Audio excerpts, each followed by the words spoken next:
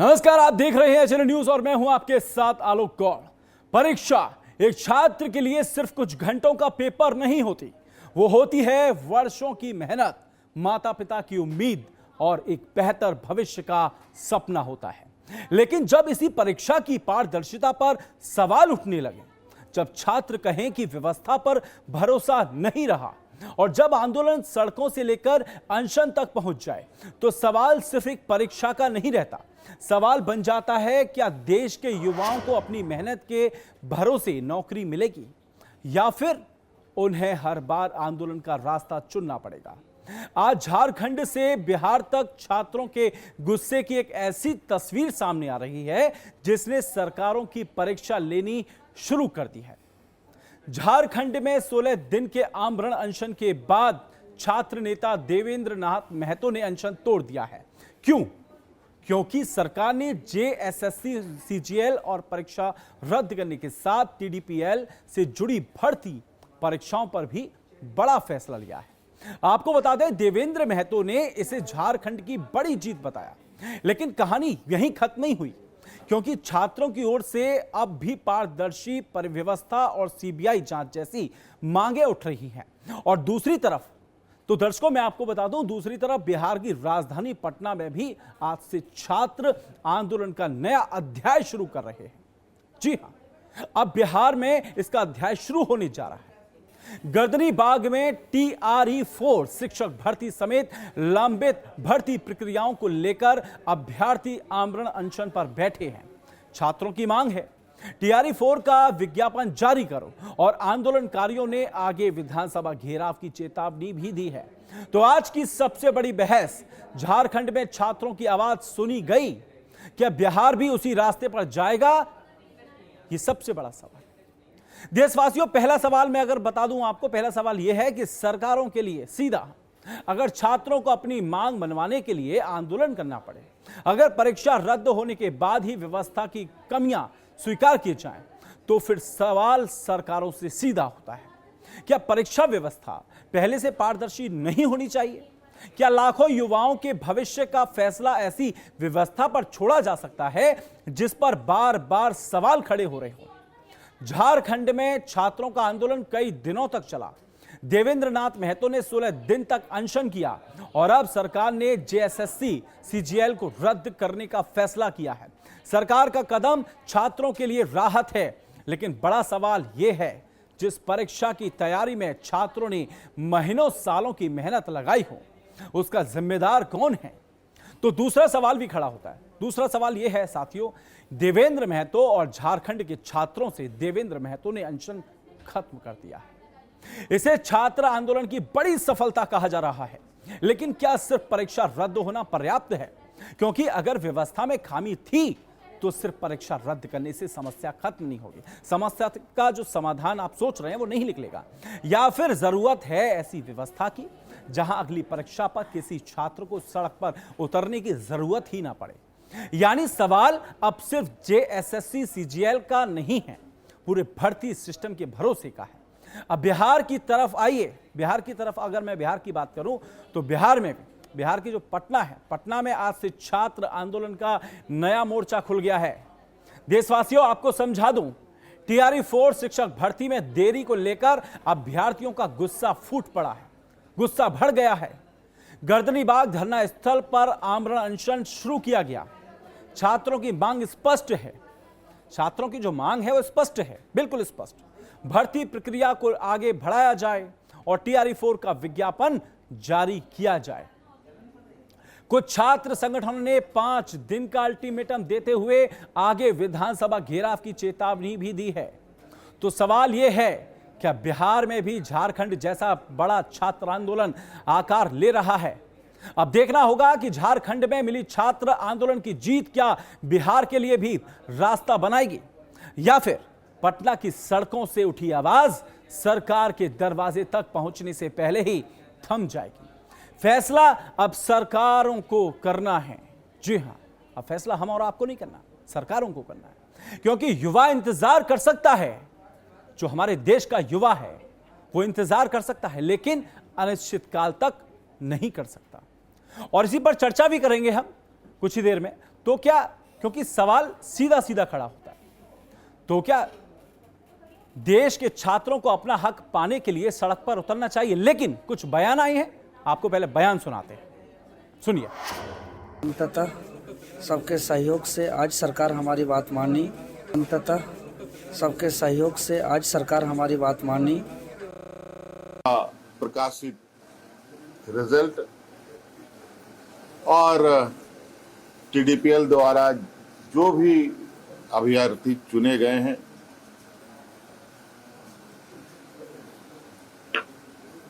या शामिल हुए या टीडीपीएल के जितनी भी गतिविधियां यहाँ हुई हैं उन सभी को कैंसिल किया जाता है, रद्द किया जाता है। 2014 से लेकर अब तक की हुई इसके परीक्षाओं की जांच में है, हमने विभाग को कहा है, सीआईडी को कहा है, अब जब इसका ऑपरेशन हुआ ही है तो पूरे तरीके से इसका ऑपरेशन होनी चाहिए। और जो हमें जानकारी सीजीएल को लेकर हम लोग के समक्ष बताया गया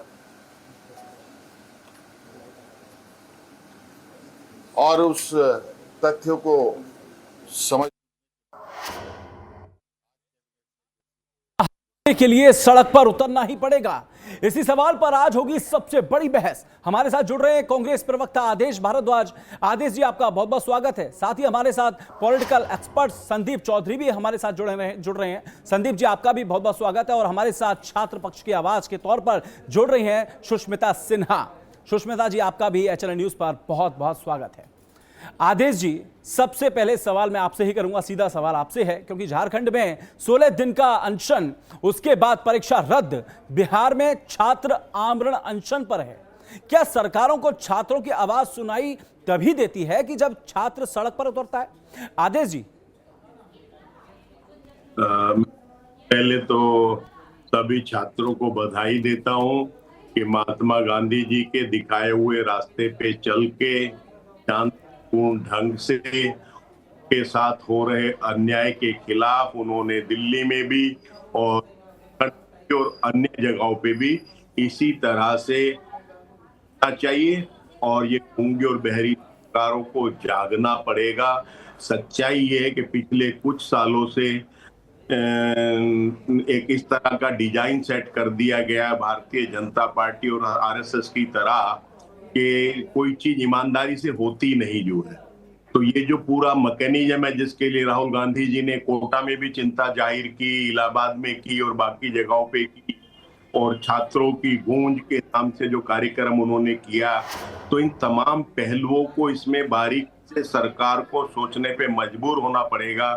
क्यों ये परीक्षाएं लीक हो रही हैं, क्यों ये परीक्षाएं समय पे नहीं हो रही, क्यों हमारे सिस्टम में इतनी वैकेंसी होने के बावजूद भी भर्तियां नहीं होती, और डे बाय डे दुनिया की सबसे बड़ी बेरोजगारी जो एक छात्र है 2014। आदेश जी, मुझे यह बताइए, क्या ये सरकार की संवेदनशीलता है या सिस्टम की विफलता?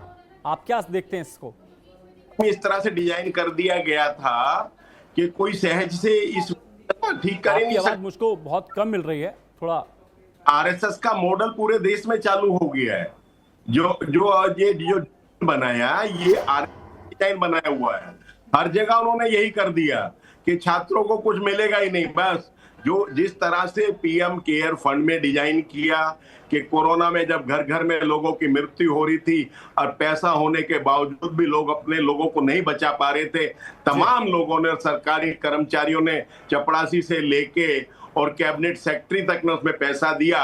और जब एक व्यक्ति ने आरटीआई लगाई तो पता चला कि ये सरकारी फंड नहीं है, इसका ना ऑडिट होगा ना आरटीआई में जवाब दिया जाएगा। तो मतलब इतने बड़े चोरी देश के अंदर होने लग रही है। ये तो सामने सामने की चोरी है। ये तो परीक्षाएं तो कहने के लिए ईमानदारी से कि मैं आपकी परीक्षा कराऊंगा, शेड्यूल होगा, आप देंगे रिजल्ट अपने मर्जी से। आदेश जी, कोई नहीं, आदेश जी मैं आपके पास फिर आऊंगा, लौट के आऊंगा। संदीप जी भी हमारे साथ जुड़े हुए हैं, राजनीतिक विश्लेषक हैं। संदीप जी, आप बताइए, क्योंकि अविनाश जी, माफी चाहूंगा, अविनाश जी, जिस तरीके से राजनीति से थोड़ा ऊपर उठकर सिस्टम को देखिए आप, क्योंकि झारखंड में परीक्षा रद्द करनी पड़ी, बिहार में अभ्यर्थी आंदोलन कर रहे हैं। देश के अलग अलग हिस्सों में भर्ती परीक्षाओं को लेकर कभी पेपर, कभी रिजल्ट, कभी भर्ती प्रक्रिया को लेकर सवाल उठते रहते हैं। तो क्या असली समस्या राजनीतिक नहीं, हमारे भर्ती सिस्टम की संरचना में भी है? देखिए आलोक जी, जिस प्रकार से आज कल जो ये झारखंड में जो आंदोलन समाप्त हुआ है, निश्चित ही ये छात्रों की जीत है। पर वहां की सरकार देर आई दुरुस्त आई, पर ये सरकार अगर 24-25 दिन पहले ही अगर इस चीज को मान लेती और छात्रों की बात सुन लेती तो इतना लंबा ये आंदोलन नहीं खिंचता। क्योंकि कहीं ना कहीं देश में एक माहौल खराब करने का, एक जो प्रयास करने का काम कांग्रेस पार्टी के द्वारा किया जा रहा था, कभी कोटा में, कभी प्रयागराज में, कभी देहरादून में, जिस प्रकार से निश्चित ये बात बिल्कुल जायज नहीं ठहराई जा सकती कि पेपर लीक हुए थे।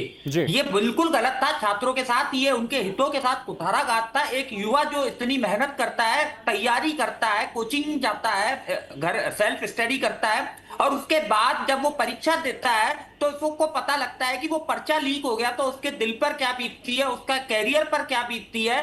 क्योंकि उसको भी रोजगार चाहिए, उसको भी अपना कमाना होता है, अपने परिवार को देखना होता है।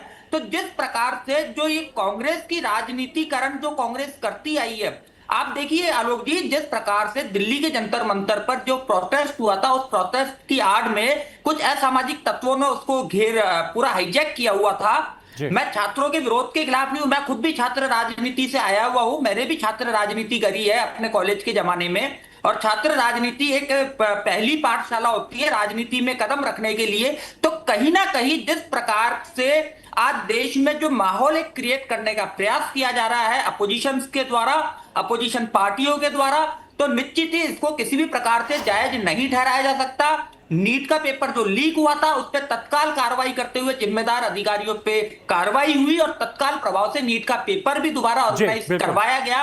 नीट के पेपर को मैं जायज नहीं मान रहा कि वो लीक क्यों, वो गलत हुआ था, लेकिन सरकार तुरंत कार्रवाई करते हुए उस पर आगे बढ़ी। चलिए सुष्मिता जी, अब आपकी तरफ आना चाहूंगा। हम स्टूडियो में बैठकर तो बहुत बड़ी बड़ी बातें कर सकते हैं, लेकिन एक छात्र के लिए यह आंदोलन वास्तव में क्या है, आप बताइए। एक छात्र किस मानसिक और आर्थिक दबाव से गुजरता है जब परीक्षा बार बार विवादों में आती है या भर्ती प्रक्रिया लटक जाती है? सर, मैं इस पे जरूर आऊंगी, लेकिन सबसे पहले तो मैं आपके चैनल को HNN 24/7 को थैंक्स कहना चाहूंगी, क्योंकि आप लोग जो अभी 24 दिन से ये आंदोलन चल रहा है, फर्स्ट डे से हमारे साथ जुड़े रहे और एक स्टेट का मुद्दा जो शुरू में बहुत नेग्लेक्टेड रहा उसको आप लोगों ने नेशनल लेवल तक पहुंचाया और ये देश की आवाज बन गई। अब ये स्टेट का मुद्दा रही नहीं गया, तो इसके लिए आपके चैनल के थ्रू मैं और लोगों को देश के भविष्य का सवाल है और लाजमी है सवाल हमारा पूछना। जी सर, हम पूछेंगे, सरकार से भी पूछेंगे, सभी से पूछेंगे। हाँ बिल्कुल। और फिर आप फोर्थ पिलर है कॉन्स्टिट्यूशन का, इंडिया में मतलब डेमोक्रेसी का फोर्थ पिलर माना जाता है मीडिया को, तो हम लोग भी ये एक्सपेक्ट करते हैं कि आप छात्रों की आवाज, साथ में जो भी वीकर सेक्शन है या जो भी सफर कर रहे हैं भी, उनकी आवाज देश तक पहुंचाना जरूरी है। आप लोगों ने बखूबी इस पर काम किया, तो मैं सबसे ज्यादा थैंकफुल हूँ बाकी मीडिया चैनल्स की भी, और जो लोग फूड वगैरह से या जिस भी तरह से हमारे साथ कनेक्टेड थे, चाहे ऑन ग्राउंड रह के या ऑनलाइन सपोर्ट के थ्रू, उनको भी पहले तो थैंक्स आपके चैनल के माध्यम से। और एज अ स्टूडेंट सर, काफी लंबा ये प्रोसेस चला, ये प्रोटेस्ट बहुत लंबा चला, बहुत सफरिंग जैसा फील होता है, क्योंकि लोग 4 साल 5 साल 3 साल प्रिपरेशन करते हैं।